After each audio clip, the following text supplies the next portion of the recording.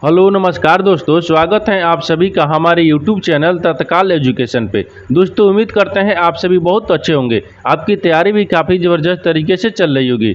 दोस्तों आज हम आप लोगों के लिए रीजनिंग के 12 अति महत्वपूर्ण प्रश्न के बारे में इस वीडियो में बताएंगे, जो सभी परीक्षाओं के लिए बहुत महत्वपूर्ण प्रश्न होने वाले हैं।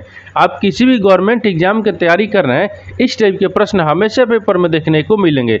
दोस्तों ये पार्ट नंबर कौन सा है? ये पार्ट नंबर 300 है। आप पार्ट नंबर 299 नहीं देखे हैं तो आप वीडियो सेक्शन में जाके देख सकते हैं। तो चलिए दोस्तों पहला प्रश्न देख लेते हैं।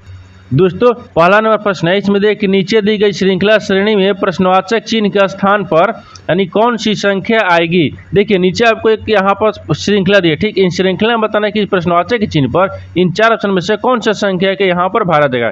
देखिए तो यहाँ पर ध्यान से देखेंगे ये श्रृंखला जो है ना किस प्रकार से चल रहा है। देखिए यहाँ पर 173 से क्या हो रहा है, यहाँ पर 159 हो रहा है, 159 लेकर और यहाँ पर 180 हो रहा है, 180 से क्या हो रहा है, यहाँ पर 166 हो रहा है, और 166 लेकर और यहाँ पर 187 हो रहा है, और 187 से आपको अगला संख्या को ज्ञात करना है।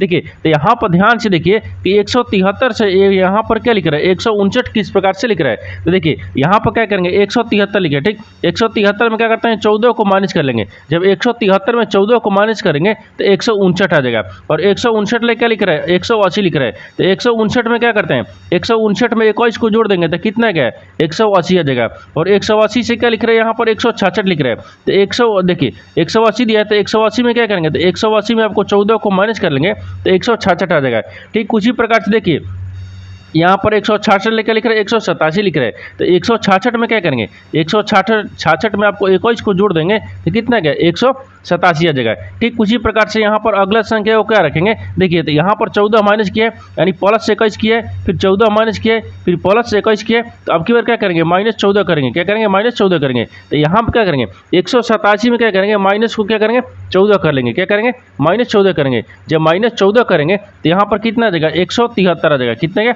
173 आ जाएगा। तो इस प्रश्नवाचक चिन्ह पर कौन सी संख्या होगा, 173 हो जाएगा। तो 173 को देखेंगे किस ऑप्शन में दिया है, यानी ऑप्शन नंबर आपका डी सही हो जाएगा। दोस्तों मैं उम्मीद करता हूँ इस प्रश्न को भी आप अच्छी तरह से समझ पाए होंगे। चलिए दोस्तों नेक्स्ट प्रश्न देख लेते हैं।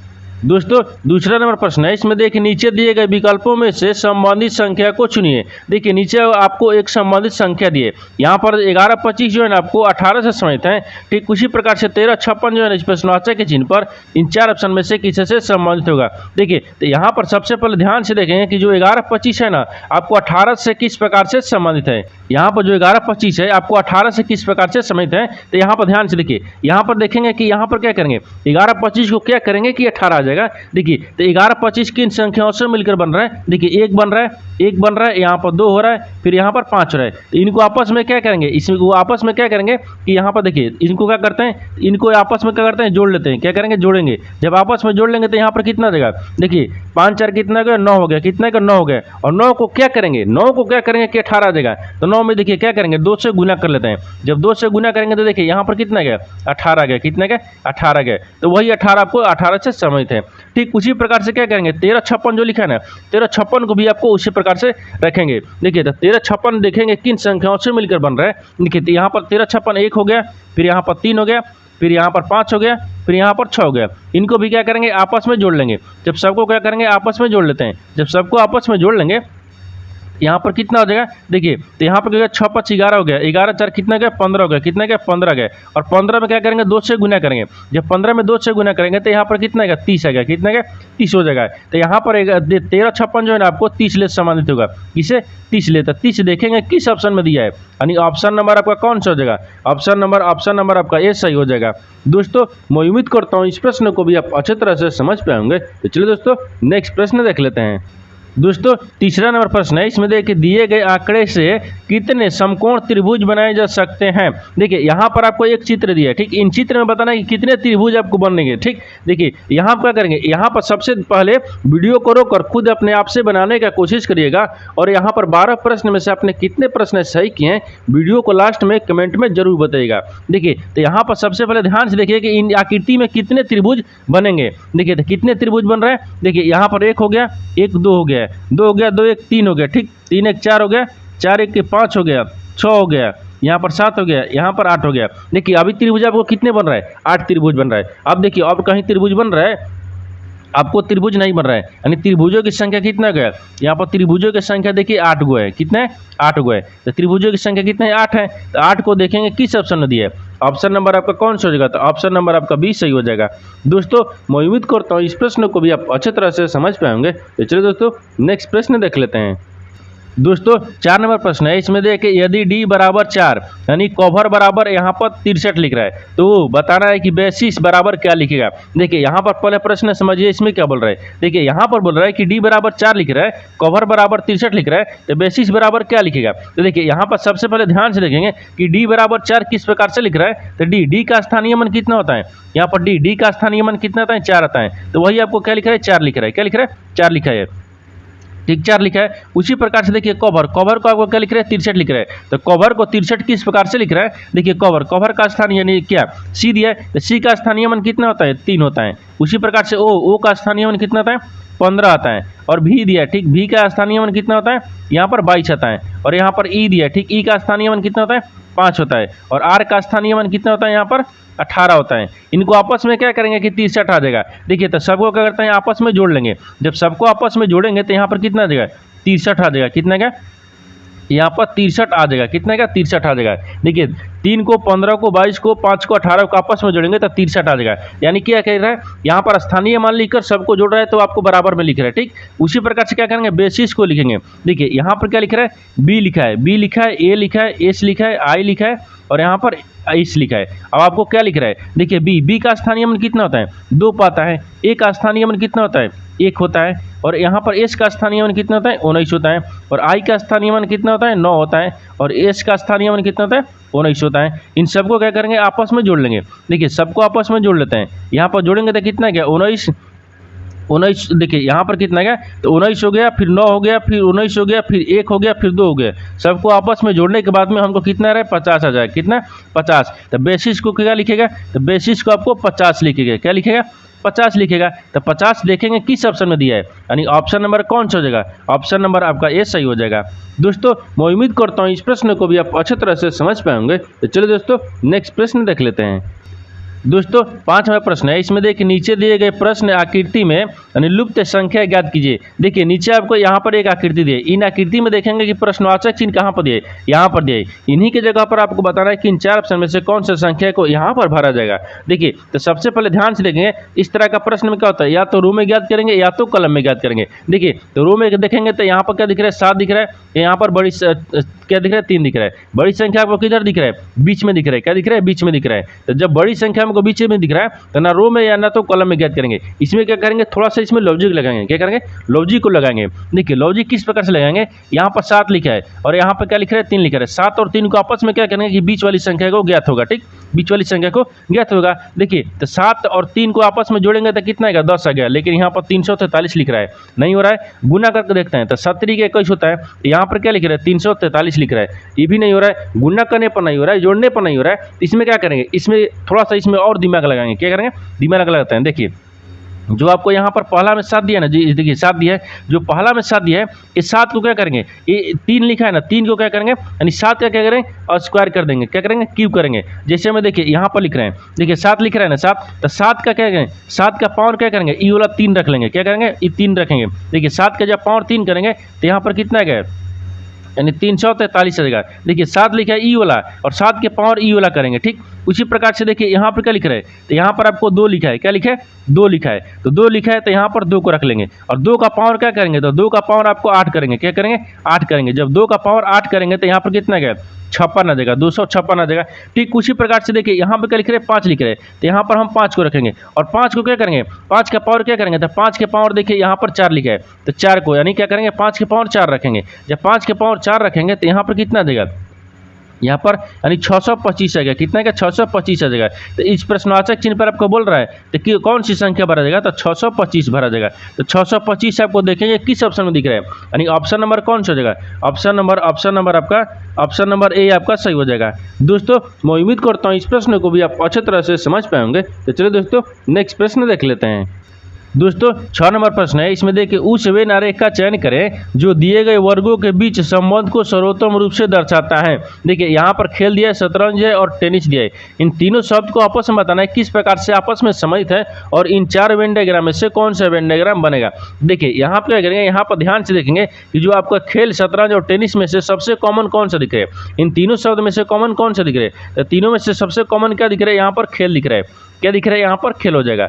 ये क्या हो जाएगा, खेल हो गया। सबसे कॉमन क्या दिख रहा है, खेल दिख रहा है। खेल के अंदर में ही शतरंज आते हैं और खेल के अंदर में आपको टेनिस भी आते हैं। शतरंज है, खेल के अंदर में ही शतरंज आते हैं, खेल के अंदर में टेनिस भी आते हैं। यानी क्या हो गया, सबसे कॉमन आपको खेल दिख गया। ठीक, क्या दिखा, खेल। खेल के अंदर में ही आपको कहते हैं शतरंज आता है, यानी एस रखते हैं। क्या होगा, शतरंज हो गया। क्या होगा, यहाँ पर शतरंज रखते हैं। ठीक, क्या होगा, शतरंज हो गया, शतरंज हो जाएगा। और खेल के अंदर में क्या आता है, टेनिस आता है। क्या आता है, यहाँ पर टेनिस होता है। क्या आता है, टेनिस आता है। देखिए तो यहाँ पर क्या दिखेगा, यहाँ पर आपको दिख रहा है कि खेल हो गया सबसे कॉमन कॉम से खेल, खेल के अंदर में शतरंज आता है, खेल के अंदर में टेनिस आता है। तो इस तरह का जो देखेंगे ना वेन डायग्राम, इस तरह का वेन डायग्राम देखेंगे किस ऑप्शन में बन रहा है, ऑप्शन नंबर आपका बी में बन रहा है। यानी ऑप्शन नंबर बी क्या हो जाएगा, सही हो जाएगा।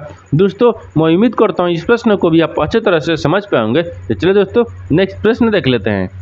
दोस्तों 7 नंबर प्रश्न है, इसमें दिया है कि पावनी दक्षिण दिशा की ओर चल रही है। देखिए यहाँ पर पावनी जो है किधर चल रही है, दक्षिणी दिशा की ओर चल रही है। यहाँ पर क्या करेंगे, एक डायग्राम को पहले बना लेते हैं। देखिए यहाँ पर ये पूर्व होता है, ठीक, यहाँ पर ये क्या होता है, पश्चिम होता है, ऊपर में उत्तर होता है और नीचे में क्या होता है, दक्षिण होता है। क्या होता है, दक्षिण होता है। अब देखिए आप बोल रहा है कि पावनी जो है ना दक्षिण दिशा की ओर चल रही है, तो मान लीजिए यहाँ पे क्या रखते हैं, पावनी को रख लेते हैं। ये क्या होगा, यहाँ पर मान लीजिए पावनी हो गया। क्या होगा, पावनी हो गया। पावनी जो है ना दक्षिण की दिशा की ओर चल रही है, तो दक्षिण दिशा की ओर यहाँ पर चल रही है। ठीक, चल रही है। अब बोल रहा है कि फिर वह बाएं मुड़ती हैं और 5 किलोमीटर चलती हैं। फिर बाएं मुड़ती हैं, तो बाएं मुड़ेगी तो इधर चलेगी। कितना चल रही है, 5 किलोमीटर चल रही है। ठीक, 5 किलोमीटर चल रही है। वो फिर से बाएं मुड़ती हैं और चलना जारी रखती हैं। फिर वह बाएं मुड़ती हैं, तो मान लीजिए यहाँ पर बाएं मुड़ती हैं और चलना जारी रखती हैं। ठीक, चलना जारी रखते हैं, जारी रखते हैं। अब वह किस दिशा में चल रही है, अब बोल रहा है कि वो किस दिशा में चल रही है। तो अभी देखिए ये ऊपर की तरफ जा रही है, तो ऊपर की तरफ कौन सी दिशा दिख रहा है, तो यहाँ पर उत्तर दिशा दिख रहा है। ठीक, तो ऊपर की तरफ क्या दिख रहा है, उत्तर दिशा दिख रहा है। तो यहाँ पर क्या हो जाएगा, यहाँ पर आपको उत्तर हो जाएगा। क्या होगा, उत्तर दिशा है। तो उत्तर दिशा देखेंगे किस ऑप्शन में दिया है, यानी ऑप्शन नंबर कौन सा दिख रहा है, ऑप्शन नंबर आपका बी सही हो जाएगा। दोस्तों मैं उम्मीद करता हूँ इस प्रश्न को भी आप अच्छे तरह से समझ पाएंगे। तो चलिए दोस्तों नेक्स्ट प्रश्न देख लेते हैं। दोस्तों 8 नंबर प्रश्न है, इसमें देखिए नीचे दिए गए विकल्पों में से संबंधित शब्द को चुनिए। देखिए नीचे आपको कह दे, यहाँ पर एक संबंधित यानी शब्द दिया है, यानी खरगोश जो है ना आपको कूदना से संबंधित है। ठीक उसी प्रकार से सांप जो है ना इस प्रश्नवाचक के चिन्ह पर इन 4 ऑप्शन में से किसी से संबंधित होगा। तो देखिए यहाँ पर क्या करेंगे, यहाँ पर ध्यान से देखेंगे, जो आपको यहाँ पर खरगोश दिया ना, खरगोश, तो खरगोश ले आपको कूदना से किस प्रकार से संबंधित है और यहाँ पर सांप को किससे से संबंधित होगा। देखिए खरगोश क्या है, खरगोश जो है वो खुदकता है या कूदता है। क्या होगा, खरगोश जो है आपको कूदना है यानी कूदता है, खरगोश कूदता है। तो सांप क्या होता है, सांप आपको रेंगता है, सांप करता है रेंगता है। यहाँ पर क्या हो जाएगा, यहाँ पर रेंगना होगा जाएगा, यहाँ पर क्या हो जाएगा, रेंगना हो गया। क्या होगा, रेंगना है, रेंगना से समाहित हो जाएगा। देखिए जिस प्रकार से खरगोश कूदता है उसी प्रकार से सांप रेंगता है। तो रेंगना देखेंगे यहाँ पर कि किस ऑप्शन में दिया है, यानी ऑप्शन नंबर आपका सी सही हो जाएगा। दोस्तों मैं उम्मीद करता हूँ इस प्रश्न को भी आप अच्छे तरह से समझ पाए होंगे। तो चलिए दोस्तों नेक्स्ट प्रश्न देख लेते हैं। दोस्तों 9 नंबर प्रश्न है, इसमें देखिए एक ही पासे की 4 भिन्न भिन्न स्थितियाँ दर्शाई गई हैं, यानी विकल्पों में से उस प्रतीक का चयन कीजिए जो प्रतीक परसेंटेज वाले पृष्ठ के विपरीत पृष्ठ पर होगी यानी होगा। देखिए ये प्रश्न क्या है, ये प्रश्न आपको दिल्ली पुलिस 2020 में पूछा गया प्रश्न है। देखिए यहाँ आप क्या करेंगे, यहाँ पर ध्यान से देखेंगे कि जो आपको 4 स्थितियाँ दी है ना, इन चारों स्थितियों में से आपको कॉमन कौन से मिल रहा है। ठीक, देखिए यहाँ पर बोल रहा है कि एक ही पासे के 4 भिन्न भिन्न स्थितियाँ को दर्शाई गई हैं और आपको क्या पूछ रहा है कि परसेंटेज। देखिए प्रतीक जो परसेंटेज है ना, परसेंटेज वाले के पृष्ठ यानी परसेंटेज वाले के विपरीत पृष्ठ पर बताना। ठीक, परसेंटेज वाले के विपरीत क्या होगा, आपको इसी को ज्ञात करना है। ठीक भैया, यानी ध्यान से देखिए यहाँ पर बोल रहे हैं ना कि पृष्ठ के विपरीत पृष्ठ पर क्या होगा, तो यहाँ पर परसेंटेज के विपरीत आपको बताना है कि कौन सा प्रतीक होगा।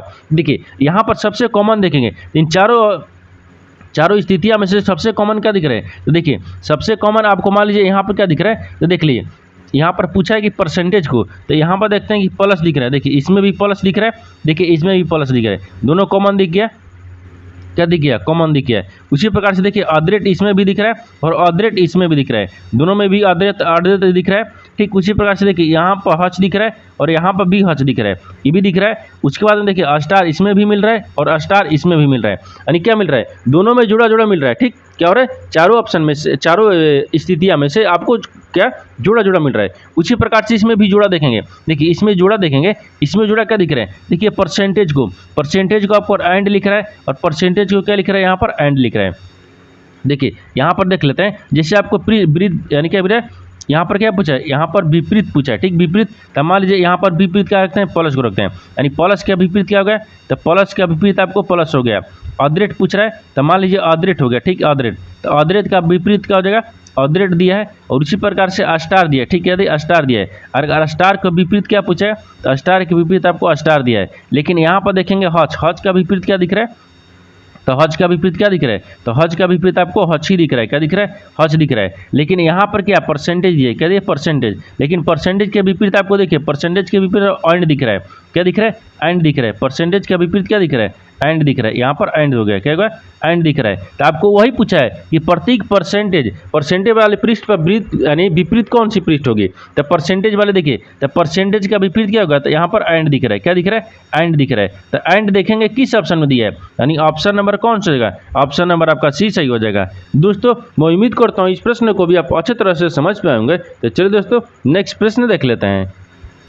दोस्तों 10वां प्रश्न है, इसमें देखिए कथनों को पढ़े और दिए गए विकल्पों में से निष्कर्ष चुने। देखिए यहाँ पर कथन दिया और निष्कर्ष दिए, कथन के आधार पर डायग्राम को बनाते हैं, निष्कर्ष के आधार पर प्रश्न को सोल्व करते हैं। देखिए तो कथन आपको क्या बोल रहा है, पहले इसको ध्यान से देखिए। यहाँ पर कथन बोल रहा है कि सभी यानी सभी कार्य क्या है, पहिया है। तो सभी कार्य को क्या करते हैं, पहिया के अंदर में रखते हैं। देखिए यहाँ पर करते हैं सभी कार्य क्या है, पहिया है। तो यहाँ पर मान लीजिए कार रखते हैं, सभी, देखिए सभी कार्य क्या है, पहिया है। तो सभी कार्य हो गया, एक कार हो गया, सभी कार्य क्या है, पहिया है।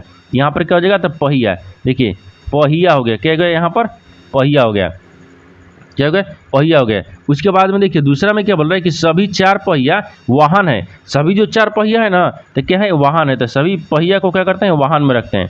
ये क्या हो गया, वाहन हो गया, क्या हो गया, वाहन हो गया। यहाँ तक तो समझ रहे हैं। लेकिन कथन के आधार पर डायग्राम को बना दिए, लेकिन निष्कर्ष आपको क्या बोल रहा है, इसके आधार पर ही प्रश्न को सोल्व किया जाता है। देखिए अब निष्कर्ष क्या बोल रहा है, तो निष्कर्ष को ध्यान से देखिए कि बोल रहा है पहला में कि सभी वाहन चार पहिया हैं। सभी जो वाहन है ना, क्या चार पहिया है, लेकिन सभी वाहन के अंदर में चार पहिया आते हैं। लेकिन यहाँ पर क्या बोल रहा है कि चार पहिया के अंदर में वाहन है, नहीं है, ये गलत बोल रहा है। डायग्राम में हमको दिख रहा है कि वाहन के बीच यानी वाहन के अंदर में चार पहिया है, लेकिन यहाँ पर आपको सवाल में क्या पूछ रहा है, निष्कर्ष पूछ रहा है। निष्कर्ष दिया कि सभी वाहन क्या है, चार पहिया क्या है, चार पहिया है। तो चार पहिया के अंदर तो है नहीं, यहाँ पर वाहन के अंदर में चार पहिया है, ये गलत बोल रहा है। दूसरा क्या बोल रहा है कि सभी कार्य वाहन है, लेकिन सभी कार्य जो है, देखिए ये सभी कार्य क्या है, वाहन है, ये आपको सही बोल रहा है। सभी कार्य क्या है, वाहन है, यानी वाहन के अंदर में सभी कार्य हैं, ये आपको सही बोल रहा है। दूसरा क्या बोल रहा है, सही बोल रहा है। जब दूसरा सही बोल रहा है तो यहाँ पर क्या हो जाएगा, केवल दूसरा निष्कर्ष करता है, यानी ऑप्शन नंबर क्या हो जाएगा, डी सही हो जाएगा। दोस्तों मैं उम्मीद करता हूँ इस प्रश्न को भी आप अच्छी तरह से समझ पाए होंगे। तो चलिए दोस्तों नेक्स्ट प्रश्न देख लेते हैं। दोस्तों 11 नंबर प्रश्न है, इसमें देखिए यदि एल का अर्थ गुना, एम का अर्थ प्लस, एन का अर्थ यहाँ पर माइनस, पी का अर्थ भागा, तो यहाँ पर समीकरण लिखा हुआ है, इसका मान ज्ञात क्या होगा। ठीक, यहाँ पर मान ज्ञात करना है। देखिए यहाँ पर सबसे पहले क्या करेंगे, समीकरण को देखेंगे और समीकरण के बाद में जो चिन्ह बोल रहा है उसको चिन्ह को बदल देते हैं, तब समीकरण को सोल्व करेंगे। देखिए यहाँ पर क्या करेंगे, जो चिन्ह बोल रहा है उसको चिन्ह को बदलते हैं। देखिए यदि यहाँ पर एल का अर्थ क्या पूछ रहे हैं, गुना पूछ रहे हैं, तो एल देखेंगे, एल कहाँ पर दिया है समीकरण में, एल कहाँ पर दिया, यहाँ पर, इसके जगह पर क्या रखेंगे, गुना को रखेंगे। आगे बोल रहा है कि एम का अर्थ क्या दिया, प्लस दिया है, तो एम के अर्थ पर क्या रखेंगे, प्लस को रखेंगे, यहाँ पर प्लस रखेंगे। अब बोल रहा है कि एन का अर्थ क्या पूछ रहे हैं, माइनस, तो एन के जगह पर माइनस को रखेंगे।